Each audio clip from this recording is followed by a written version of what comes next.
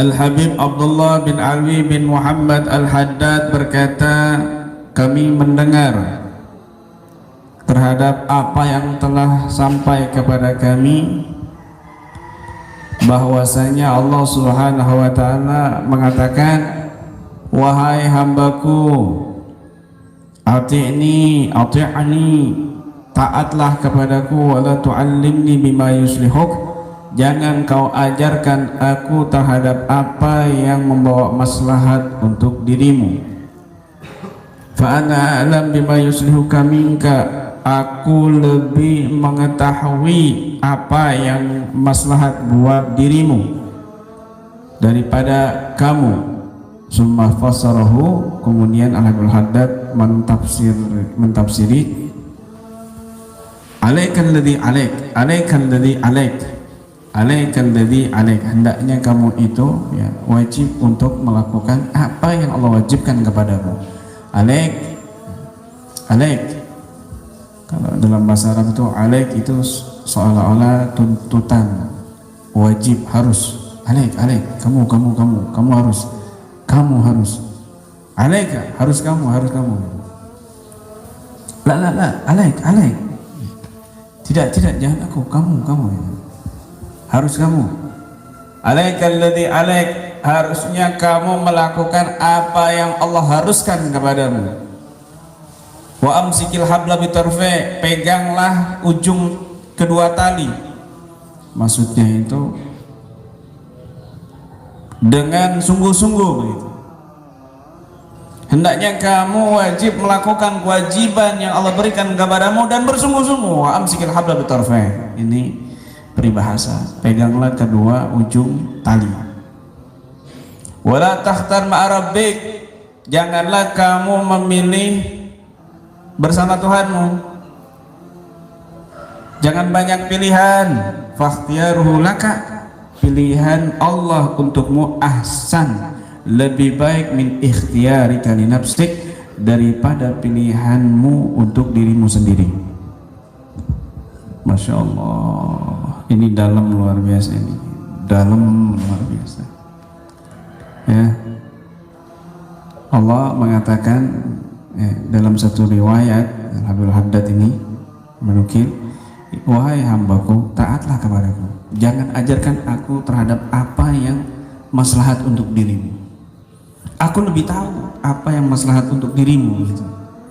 Udah, jangan sok ngajarin aku, kata Allah. Ya Allah,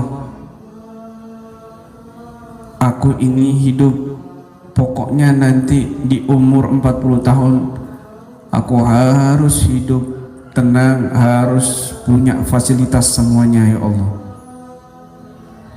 biar anak-anakku juga semuanya tenang, damai. Ini ngajarin Allah namanya. Meskipun kamu nggak ngomong, tapi dalam hati, pokoknya saya harus kerja keras biar anak-anak saya nanti bisa makan, tenang, sekolah. Ini namanya kamu ngajarin Allah. Wala taqtulu auladakum min imlak, nahnu narzuquhum wa iyyakum, kata Allah Subhanahu wa taala dalam Al-Qur'an. Jangan kamu membunuh anak kamu itu min imlakin, min bisabab, karena imlak ay al-faqr, karena kamu takut miskin, khaufal faqr, karena kamu itu takut miskin, jangan kamu bunuh. Zaman jahiliyah itu ya, orang kalau banyak anak itu, anaknya dibunuh. Kenapa? Takut miskin, takut membiayai hidup mereka dan nggak bisa, akhirnya anaknya yang jadi tumbal. Maka Islam datang, wala taqtulu auladakum min imlak, janganlah kamu membunuh anak-anakmu itu karena takut miskin. Perhatikan ayat Allah selanjutnya, nahnu, kamilah, kata Allah, narzuquhum, yang memberikan rezeki kepada mereka. Allah di ayat itu mendahulukan rezeki mereka, anak-anak, baru setelah itu Allah katakan wa iyyakum, dan rezeki kalian para bapak, para orang tua. Artinya apa? Anak ini membawa rezeki sendiri dari Allah Subhanahu wa taala. Anak ini berarti ada jaminan rezeki sendiri khusus dari Allah Subhanahu wa taala. Ya Allah, begitu. Dulu sebelum menikah saya makan itu di warung, ya kan, ya paling 10.000 lah gitu. Subhanallah, setelah menikah makannya 20.000, berarti rezeki nambah nggak? Maka nambah. Terus ada anak subhanallah, anak juga ikut makan di warung, bahkan bukan di warung, pindah lagi lebih istimewa di restoran. Berarti nambah nggak rezeki? Nambah rezeki. Dulu kamu jalan kaki, kemudian beli sepeda pancal, kemudian punya istri, ya kan, lalu punya anak, maka berusaha membahagiakan anak, punya sepeda motor. Ini berarti nambah nggak gara-gara anak? Nambah rezeki kita gara-gara anak, artinya anak ini membawa rezeki. Allah sudah jelas katakan, nahnu narzuquhum, aku yang memberikan rezeki kepada mereka, putra-putramu, anak-anakmu, wa iyyakum, baru setelah itu para bapak rezekinya. Artinya apa? Allah lebih dahulukan rezekinya anak, baru bapak. Nggak usah khawatir kamu itu main bunuh-bunuh itu, apalagi alasannya takut fakir miskin. Loh, aku yang memberi rezeki mereka, baru kamu. Allah lebih dahulukan rezeki anak, baru bapak. Artinya apa? Kalau kepingin banyak rezeki, banyak anak. Kalau kepingin banyak anak, banyak, ya salah banjur, banyak istri. Kalau kepingin banyak anak, ya banyak usaha, begitu. Bukan banyak istri, banyakin anak, jangan banyakin istri. Ya, faedahnya begitu. Kaedahnya itu perbanyaklah nah, makanya Nabi mengatakan perbanyak anak, karena aku ini berbangga-bangga nanti di akhirat dengan umatku yang banyak, begitu. Bukan perbanyaklah istri karena aku berbangga-bangga kepada umat yang lain dengan banyaknya umatku terhadap istri-istrinya, bukan. Ya, tapi kepada anak-anaknya gitu. Subhanallah. Sudah, kata Allah, hei hambaku, tugasmu cuma taat saja kepadaku, jangan ajari aku terhadap apa yang membawa maslahat untukmu. Aku lebih tahu dengan apa yang membawa maslahat untuk dirimu. Sudah, kamu urus urusanku, aku nanti yang urus urusanmu, begitu kata Allah. Ya, kamu cuma wajib menjalani tugas dariku. Wa amsikil habla bitarfi, dan sungguh-sungguh, begitu maksudnya. Jangan banyak milih, jangan banyak ikhtiar untuk dirimu. Sudah, pasrahkan pilihan Allah untuk dirimu. Kenapa? Karena pilihan Allah itu lebih baik daripada pilihan dirimu sendiri. Begitu. Ya Allah, kenapa saya umur belum 40 tahun sudah jadi duda? Enggak usah banyak cerewet, enggak usah banyak komentar, banyak komplain. Itu berarti pilihan Allah. Kenapa? Anak-anaknya selamat, anak-anaknya bisa diperhatikan, bisa dididik. Itu hikmahnya. Mungkin dia sebentar lagi mau dapat bidadari yang lebih soleha, begitu. Nggak diaminin malah tidur. Paham ya? Masih babak penyeleksian kan? Masih babak pencarian bidadari. Makanya dia ke gerobokan. Kenapa? Karena Jakarta Rup dapat bidadari di gerobokan, di sungai Widuri, di air terjun Widuri. Berarti di sini stoknya bidadari. Jangan banyak komplain. Ya Allah, kenapa hidup saya kok kayak orang linglung begini? Gara-gara kamu linglung ketemu KBRA begitu. Dari Makassar jauh-jauh linglung ke sini, linglung tapi bisa nyampe kan gitu. Paham ya? Ada lagi yang sukmanya hilang, saya sukmanya hilang Kiai, tapi bisa nyampe ke sini. Sukmanya hilang. Ada lagi yang pura-pura jadi pasien. Kenapa?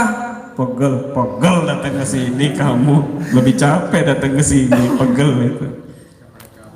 Ya. Udah sore pulang, itu lewat hutan nanti. Mau nginep 1 hari, ternyata selamanya.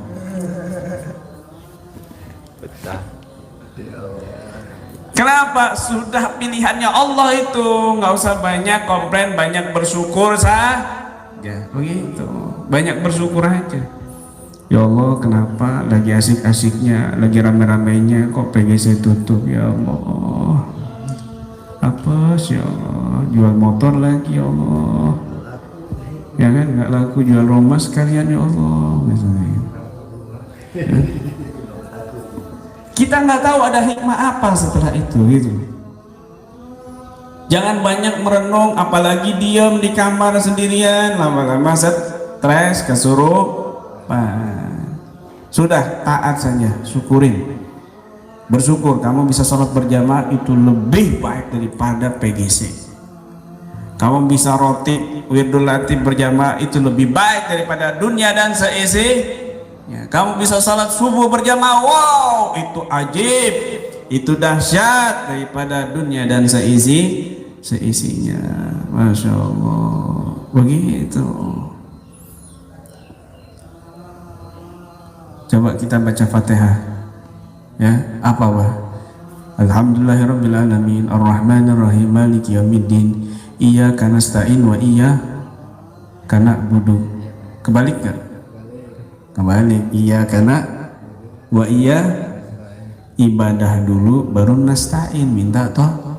Kalau kita kamu kan enggak, iya karena nasta'in wa iya karena budu, minta tolong dulu sama Allah baru ibadah. Ya Allah tolongin, ya Allah ekonomi saya, nanti saya rajin dah sedekah, kan begitu. Dibalik Fatihahnya kamu itu gitu. Kamu nunggu kaya dulu baru nanti bisa sedekah fakir miskin.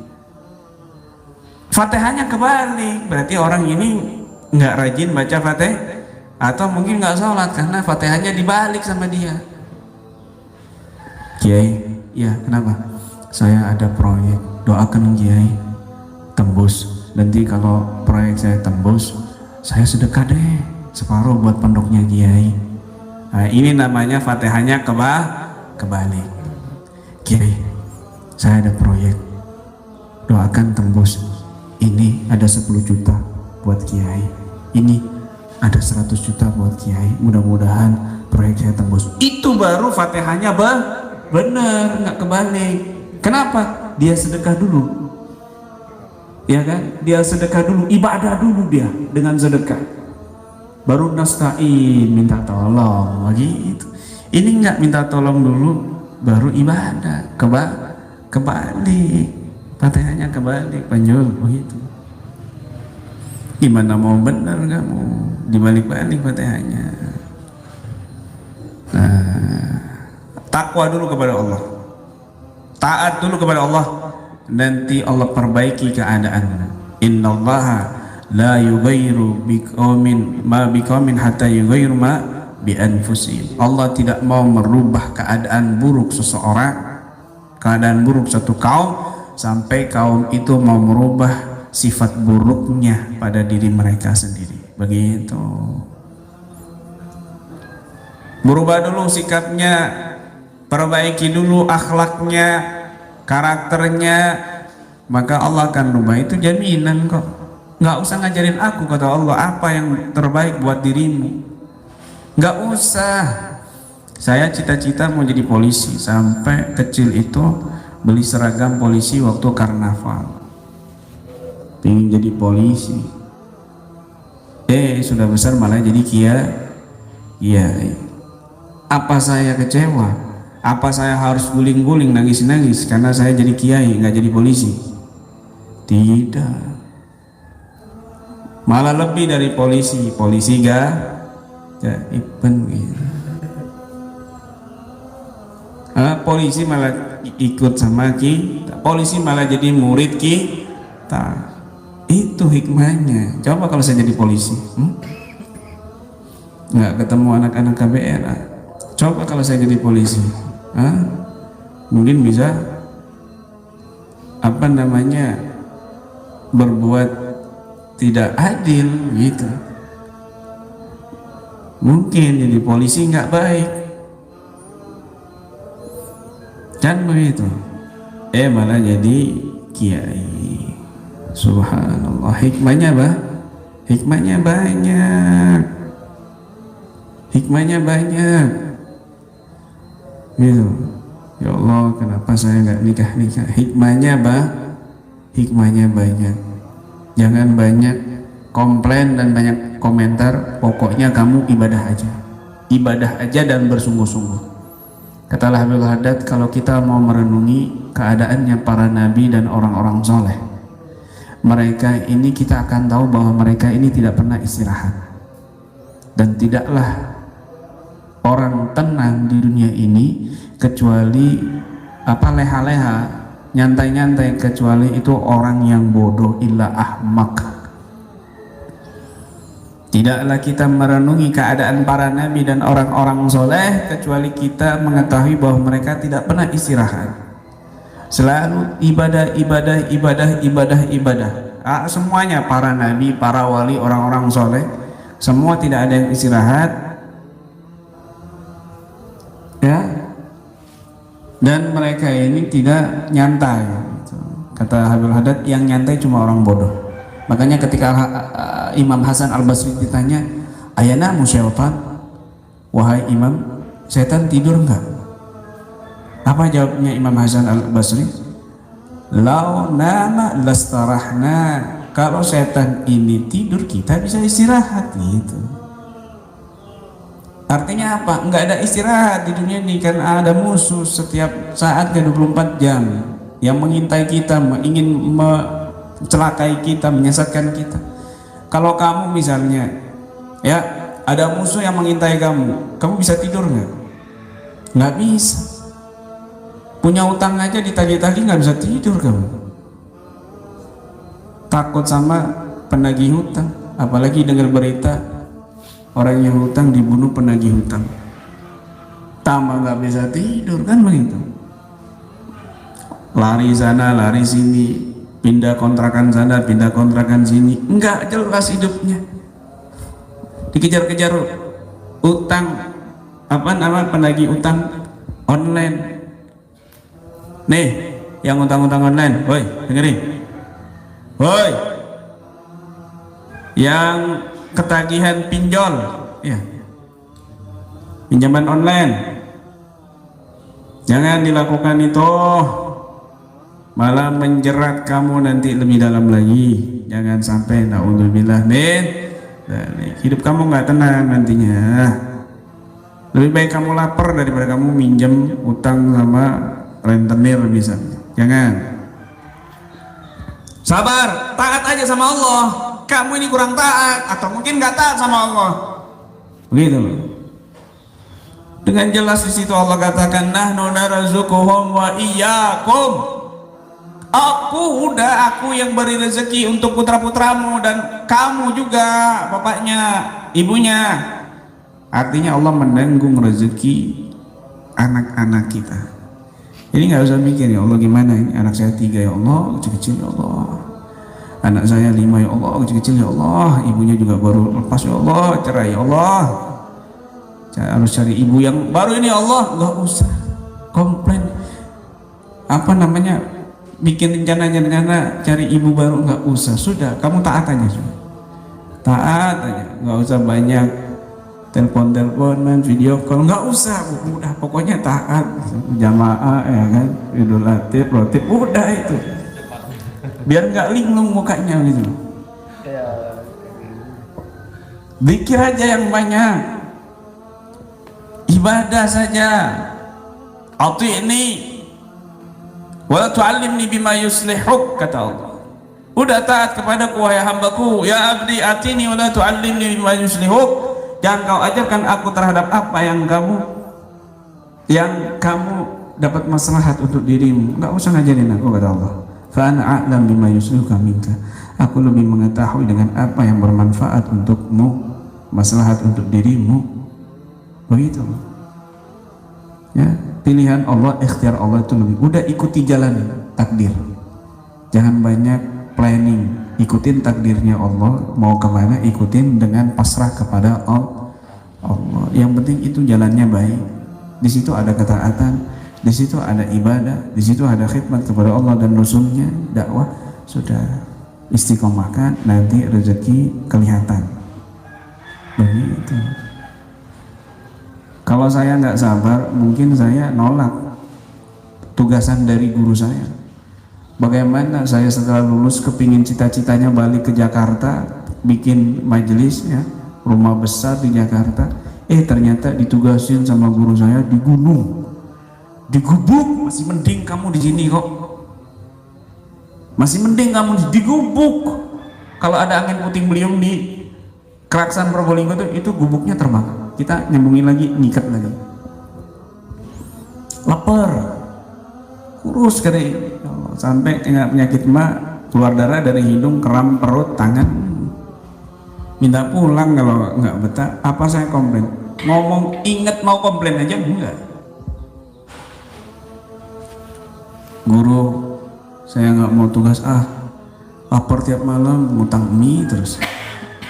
Ma, itu gubuk kamar kalau ada angin terbang, baju-baju pada terbang, kita masang dulu baru nyari baju yang terbang. Masya Allah. Sabar, subhanallah, hasilnya luar biasa. Hikmat kepada Allah dan Rasulnya, Masya Allah. Sami'na wa ata'na.